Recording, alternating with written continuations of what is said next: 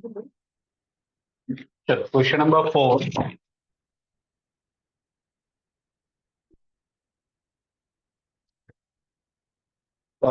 An enterprise operates through 8 segments, namely A, B, C, D, E, F, G, H. The management is designated E as a reportable segment. तो ए से H segment है और उसमें से management ने ई को reportable बनाया, यानी कि ई ये वाले क्राइटेरिया में सिलेक्ट होगा मैनेजमेंट चॉइस. ठीक है. तो ई ऑटोमेटिकली अगर वो क्राइटेरिया फुलफिल नहीं भी करेगा, ये टेस्ट वगैरह पास नहीं करेगा, तो भी वो बाय डिफॉल्ट रिपोर्टेबल है क्योंकि मैनेजमेंट ने सिलेक्ट किया, टेस्ट 4 उसने पास किया. ठीक है. The relevant information about this segments are given below. External sales दिया है, इंटरनल सेल्स दिया है, टोटल सेल्स दिया है. ठीक है. अब मुझे बताओ रिवेन्यू टेस्ट के लिए एक्सटर्नल लेते हो, इंटरनल लेते हो कि टोटल लेते हो? टोटल. और 75% टेस्ट के लिए सिर्फ एक्सटर्नल. ठीक है. सेगमेंट रिजल्ट दिया हुआ है, यानी कि जो पॉजिटिव में वो प्रॉफिट है, नेगेटिव में वो लॉस में. ठीक है. तो टोटल 10 का लॉस है. ठीक है. बट 10 का 10% नहीं रहेंगे, अपन सेपरेट करेंगे प्रॉफिट कितना है, लॉस कितना है. ठीक है. असेट सभी सेगमेंट का दिया है, टोटल असेट है 100. ठीक है. Asset in the reportable segments. तो वन बाय वन अभी टेस्ट स्टार्ट करते हैं.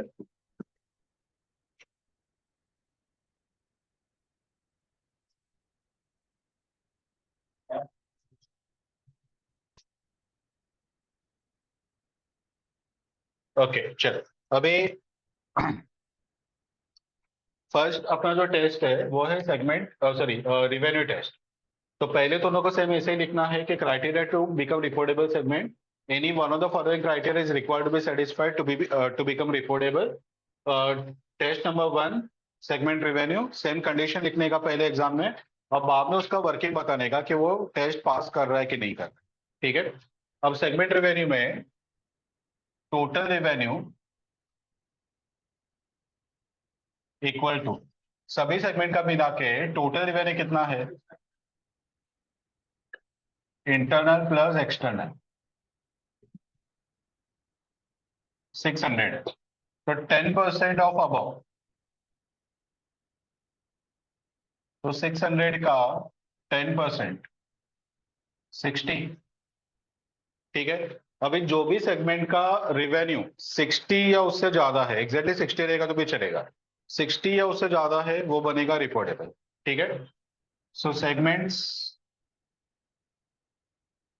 With revenue equal to or more than 60 will become reportable.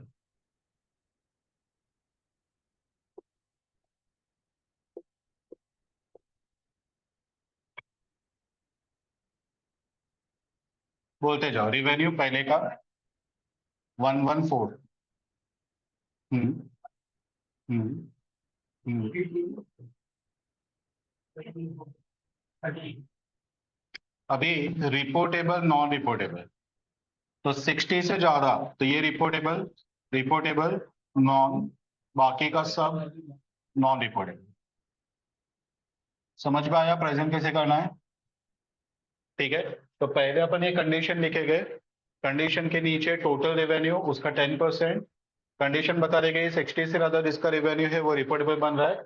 Table बनाने का, टेबल में सब कॉलम्स डाल देने का, ऐसे लेके एच सभी का रेवेन्यू लिखो और नीचे लिखो रिपोर्टेबल या नॉन रिपोर्टेबल.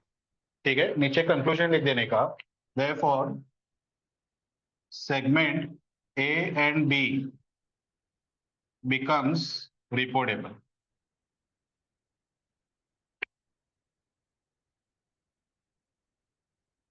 ठीक है.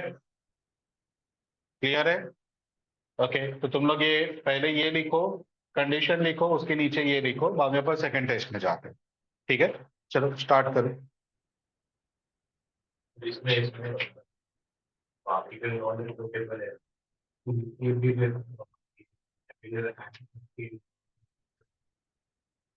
वो अभी नहीं, वो यहाँ पे आएगा 75%.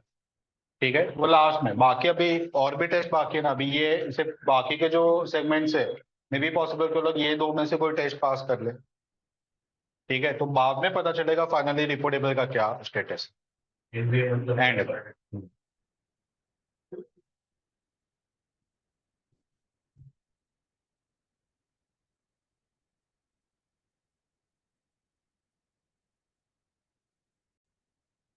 चलो अभी इसके नीचे सेकंड टेस्ट लिखो, असेट टेस्ट। ये फॉर्मूला लिख दो।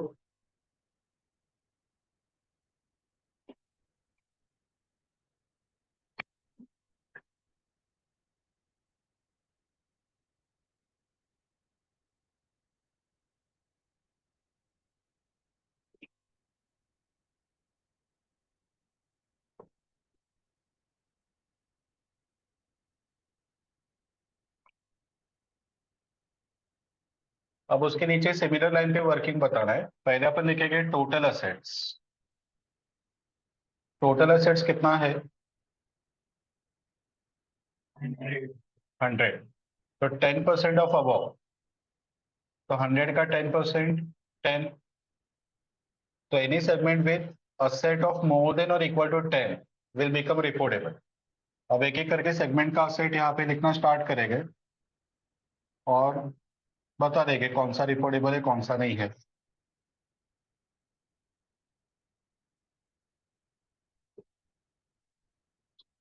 सेगमेंट असेट्स है 18, 48, 12, 6, 9, 5, 2। और 10 से ज्यादा ये रिपोर्टेबल, रिपोर्टेबल, रिपोर्टेबल, बाकी के सब non reportable.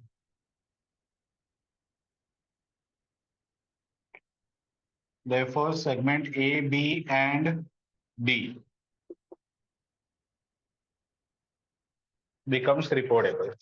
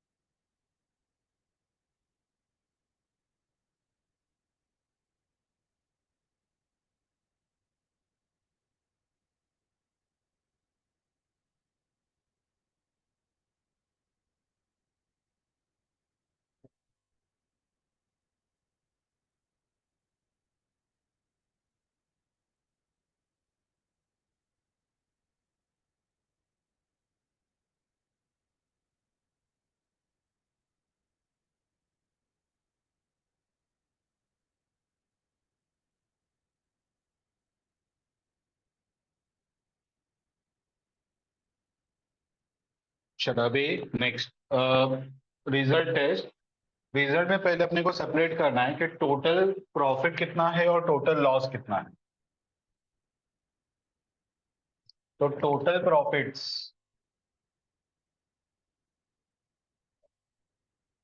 Profit making division का प्रॉफिट है 4 प्लस 26 प्लस 334, कितना आ रहा है?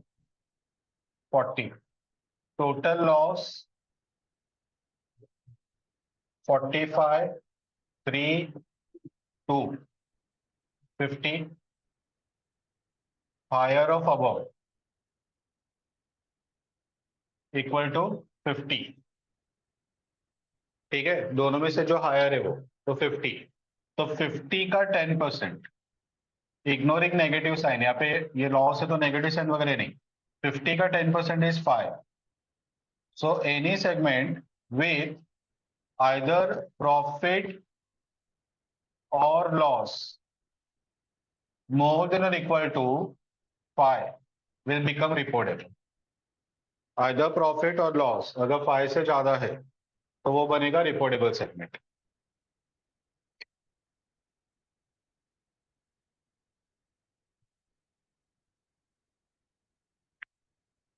तभी सेगमेंट प्रॉफिट और लॉस, पहले का 4, 15, 26, 3, 3, 2, 3, 4। तो 5 से ज्यादा यानी कि ये नॉन रिपोर्टेबल, रिपोर्टेबल, रिपोर्टेबल, बाकी के सब non reportable. Therefore, segment B and C becomes reportable. आ समझ में? B and C.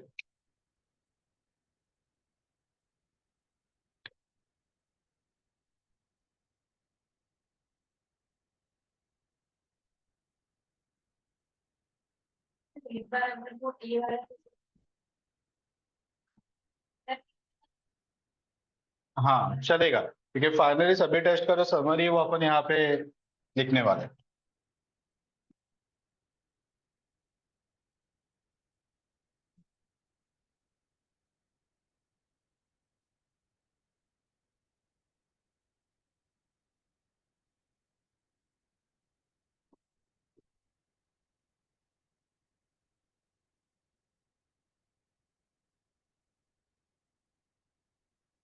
हो गया complete?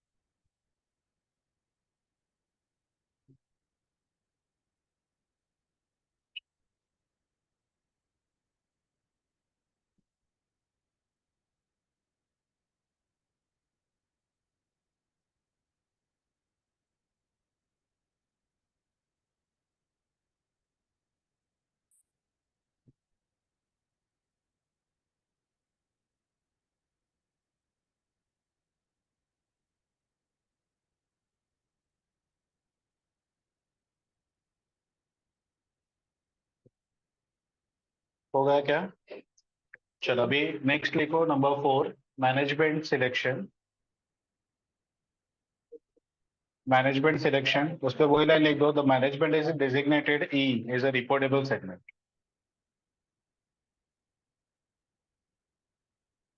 Management is designated E is a reportable segment. अभी अपना लास्ट टेस्ट 75% टेस्ट, पहले ये कंडीशन लिख दो, बाद में वो टेस्ट चेक कर दो।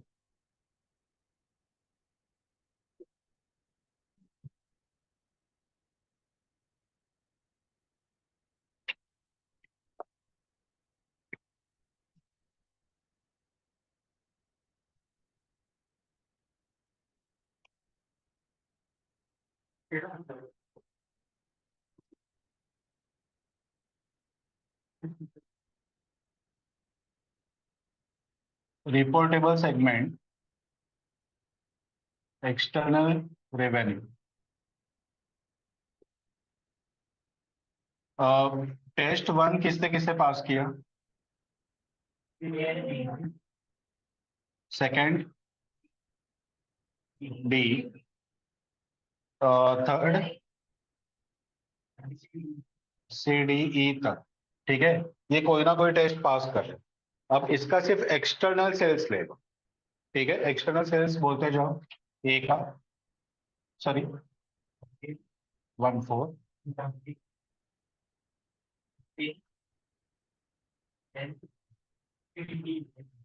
18। अब टोटल एक्सटर्नल रेवेन्यू,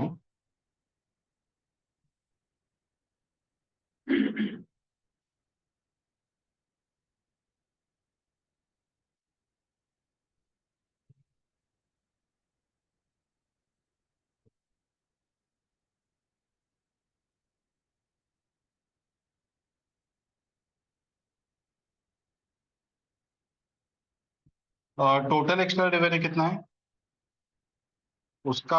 75%, 300। यानी कि अपने को ये जो है मोर देन 300 चाहिए टोटल। ठीक है, ये रिपोर्टेबल सेगमेंट का टोटल एक्सटर्नल रेवेन्यू। तो ये 300 को क्रॉस कर रहा है क्या? कितना आ रहा है? 297 आ रहा है, यानी कि 3 का कम है। ठीक है, तो अपने को कोई भी एक सेगमेंट जो बाकी बच गए उस पे से एक सेगमेंट को लेना है ताकि ये 300 को क्रॉस करे।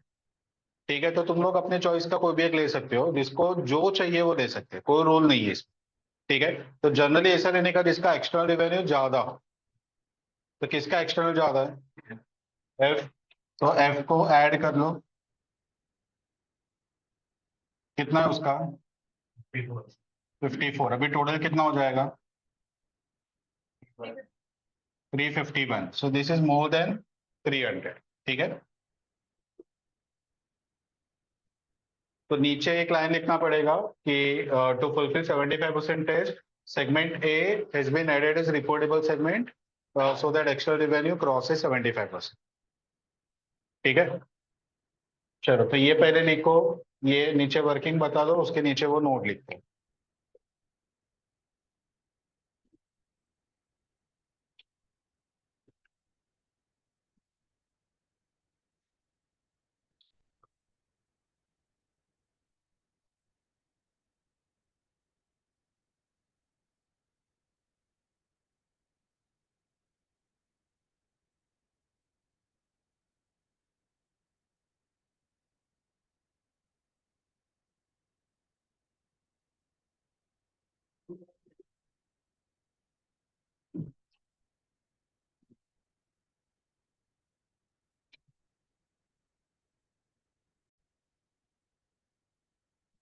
To fulfil 75% test,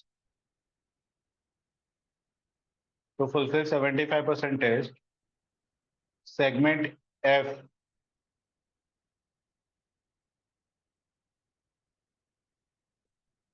has been added as a reportable segment.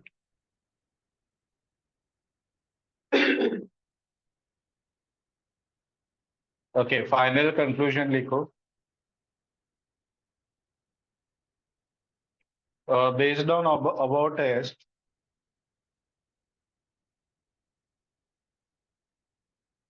segment A, B, C, D, E, and F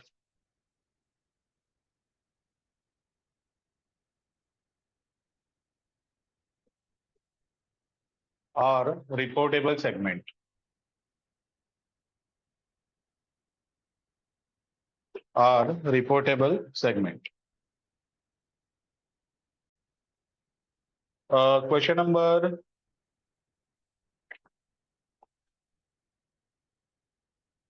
7 देखो।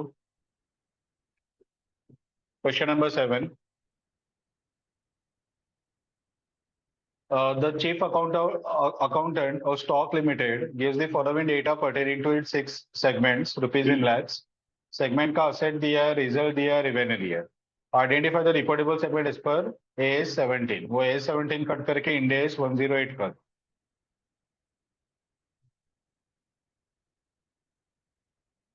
Ind AS 108। तो यहाँ पे सेगमेंट असेट दिया है, रिजल्ट दिया है, रेवेन्यू दिया है। एक टेस्ट अपन यहाँ पे सब्जेक्ट टू एग्जाम्पशन चेक कर पाएंगे, वो आएगा 75% टेस्ट। क्योंकि सेगमेंट रिवेन्यू में उन्होंने ब्रेकअप नहीं दिया है कि इसमें से इंटरनल कितना एक्सटर्नल कितना है, तो एज्यूम करेंगे कि पूरा का पूरा एक्सटर्नल ही, इंटरनल है ही नहीं। आया समझ में?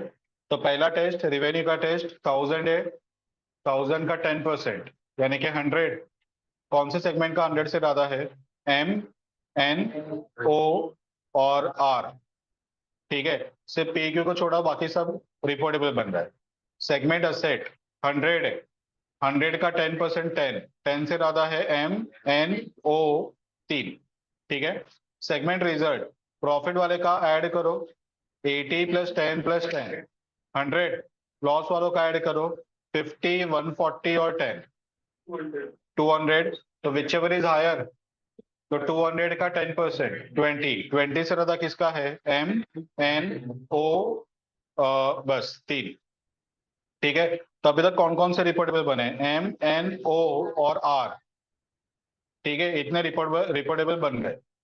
बाकी बचे पी और क्यू। तो उसके लिए मैनेजमेंट सिलेक्शन सबने दिया नहीं है, तो वो छोड़ दो। लास्ट टेस्ट 75% टेस्ट, ये चार का सेल्स 1000 का 75% है कि 750 होना चाहिए। तो 200 प्लस 320 प्लस 200 प्लस 100 820, यानी कि मोर देन 75% है। तो फाइनली ये चार सेगमेंट रिपोर्टेबल बनेंगे, बाकी के दो सेगमेंट पी एंड क्यू वो रहेंगे नॉन रिपोर्टेबल। आ समझ में? ये 8 मार्क के लिए आया था जून 18 में।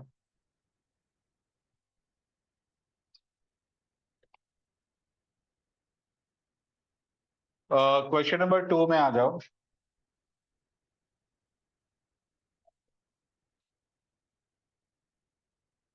Question number 2, Aloe Vera Tulsi Limited gives the following data pertaining to its 6 segment. Segment asset, segment result, segment revenue, वही कॉमन यहां तक है। ठीक है, अब आगे एक इंफॉर्मेशन दिया है जो काफी क्रुशियल है। Deferred tax asset included in the asset of segment A 20 lakh, B 16 lakh, C 12 lakh, D 2 lakh, E 16 lakh, F 14 lakh. Identify the reportable segment as per Ind AS 108। ठीक है, अब एक चीज दोनों को यहाँ पे ध्यान में रखना है, वो ये है कि सेगमेंट असेट टेस्ट जब भी लेते हैं ना, तो वो असेट में डिफर्ड टैक्स असेट को इंक्लूड नहीं करते। सेगमेंट असेट टेस्ट में सेगमेंट का असेट जब भी अपन लेते हैं तो उस पर डिफर्ड टैक्स जो भी रहेगा वो अपने को इंक्लूड नहीं करना है। तो ऊपर जो असेट दिया है ना, ए का देखो 200 है, तो दोनों को 200 में से डिफर्ड टैक्स कितना इंक्लूड है? लास्ट टाइम मेरी है 20, तो वो माइनस करके नेट आएगा 180। वैसे ही बी का 336 माइनस 16, सी का 132 माइनस 12। वैसे तुम लोग को सभी के असेट में से डेफर्ड टैक्स असेट को माइनस करना है, और वो नेट असेट जो आएगा उसके ऊपर तुम लोग को ये 10% वाला टेस्ट चेक करना है। समझ में आया? सिर्फ उतना ही एक एडिशनल पार्ट है, बाकी पूरा सम सेम। ठीक है, तो केयरफुल रहना, ऑलवेज तुम लोग को असेट जो लेना है वो नेट ऑफ डिफर्ड टैक्स लेना है, डिफर्ड टैक्स को इंक्लूड नहीं किया जाता। पता चला? क्योंकि वो एक्चुअली जेन्युइन असेट नहीं है। ठीक है, वो टैक्सेस एंड इनकम इंडेक्स 12 करके है और एस 22, उसके हिसाब से अपन बनाते हैं। ठीक है, तो वो कभी रिवर्सल होगा ये अपने को पता नहीं है, वो जेन्युइन नहीं है। ठीक है, इसके लिए अपन उसको ये टेस्ट में कंसिडर नहीं करते। पता चला? ठीक है, कर पाओगे ना? तो असेट टेस्ट के लिए तुम लोग को पहले टेस्ट का ये कंडीशन लिखने का, नीचे लिखने का कि as per Ind AS 108 asset should be excluding deferred tax asset. ठीक है, तो दोनों का नीचे वर्किंग बताने का, टोटल एसेट मीन्स वो सेगमेंट वाइज टेबल बना दो, टोटल एसेट गिवन, उसमें से लेस डिफर्ड टैक्स एसेट, तो नेट असेट्स, और वो नेट असेट के ऊपर 10% का टेस्ट आगे परफॉर्म कर। पता चला? ओके, तो ये तुम लोग होमवर्क ले लो। वैसे ही सेम वे क्वेश्चन नंबर 6 देखो।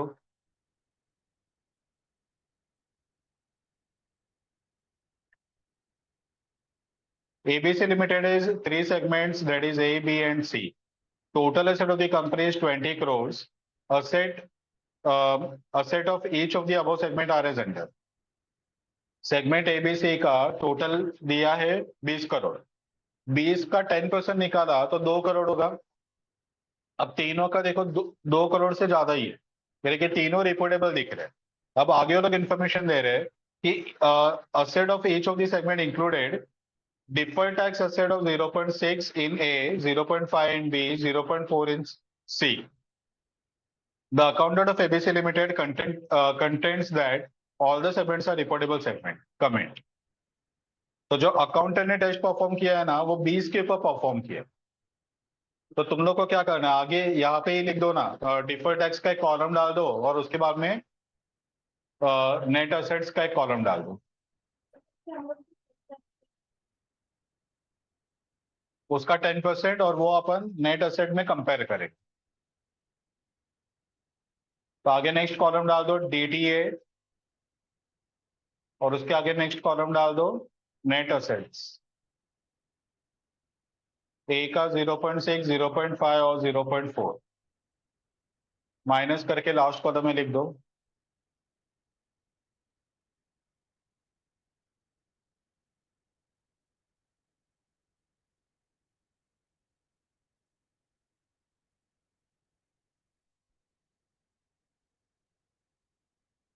ओके, अभी नेट वाले का टोटल कितना आ रहा है?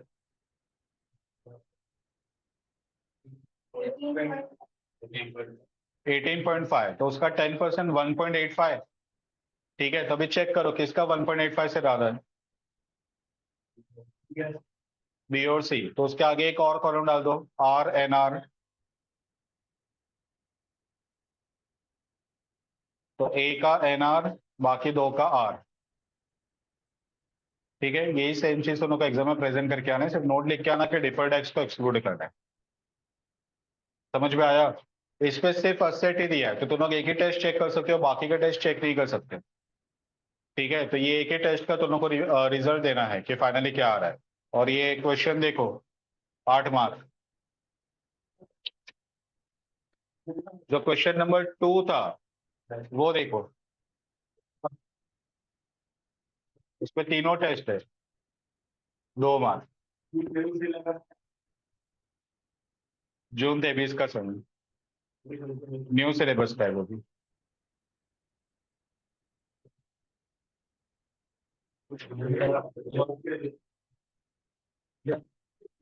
अब ये 2 मार्क के लिए मीन्स बहुत कम है, तो दोनों को प्रेजेंटेशन वो हिसाब से कम करते जाने, उतना डिटेल प्रेजेंटेशन वगैरह देने का नहीं। ठीक है, सब एक ही टेबल में सब लिख के फाइनल समरी लिख दिया, कमेंट लिख दिया, चलेगा। हम्म, चलो क्वेश्चन नंबर 1 देखो। क्वेश्चन नंबर 1 में x limited is identified the following business components, pharma, FMCG, Ayurveda, other and total for the entity. ठीक है, रेवेन्यू दिया है, एक्सटर्नल इंटरनल, प्रॉफिट दिया है, असेट दिया है। सब प्रॉफिट मेकिंग है, लॉस मेकिंग कोई नहीं है। तो दोनों को हायर लोअर वगैरह का झंझट ये सब में नहीं है। Which of the segment would be reportable as per criteria prescribe by Ind AS 108। ठीक है, ये सीए के मॉडल से लिया ये सब। ठीक है, होमवर्क